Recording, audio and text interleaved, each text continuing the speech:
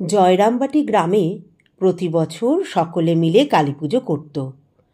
শিবার পুজোর সময় জনৈক গ্রামবাসী আড়াআড়ি করে শ্যামাসুন্দরী প্রেরিত চাল না নিয়ে ফিরিয়ে দিল। শ্যামাসুন্দরী সারা রাত কাঁদলেন, ভাবতে লাগলেন, কালীর জন্য চাল করেছি, এ চাল কে খাবে? এ তো আর কেউ খেতে পারবে না। রাত্রে স্বপ্নযোগে তিনি দেখলেন এক রক্তবর্ণা দেবী সুমধুর স্বরে তাকে বলছেন, ও চাল আমি খাবো, তোমার ভাবনা কি? শ্যামা জিজ্ঞাসা করলেন, তুমি কে? দেবী ইঙ্গিতে বললেন, এরপরেই যার পুজো। পরদিন সকালে উঠে মা মেয়েকে জিজ্ঞাসা করছেন, ওরে সারদা, লাল রং, পায়ের ওপর পা দিয়েও কি ঠাকুর? এরপরে যার পুজো।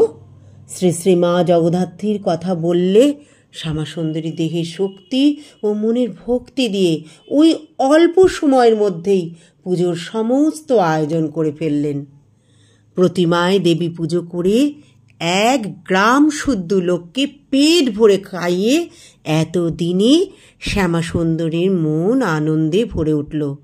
বিসর্জনের সময় প্রতিমার কানে কানে বলে দিলেন, মা জগাই, আবার এসো। পরের বছর পূর্বী কন্যাকে বললেন, পুজোর জন্য তুমি কিছু দিও। কন্যা সারদা বললেন, অত ল্যাটা পারবো না, হলো একবার বেশ হলো, আবার বছর বছর কেন? রাত্রে শ্রী শ্রী মা স্বপ্নে দেখলেন 2 সখী সহ এক দেবী বলছেন, আমরা তবে যাব। শ্রী শ্রী মা বলছেন, কে তোমরা? দেবী বললেন, আমি জগদ্ধাত্রী। শ্রী শ্রী মা ব্যস্ত হয়ে বললেন, না মামা না, তোমরা কোথায় যাবে? তোমরা থাকো, পুজো করব, তোমাদের তো যেতে বলিনি। সেই বছর থেকে প্রতি বছর পুজো হতে লাগলো এবং শ্রী শ্রী মা এসে সাধ্য মতন ব্যবস্থা করতেন। জগদ্ধাত্রী পুজো করবার পর থেকেই শ্যামাসুন্দরী সংসারের অভাব অনেকটা কেটে যায়।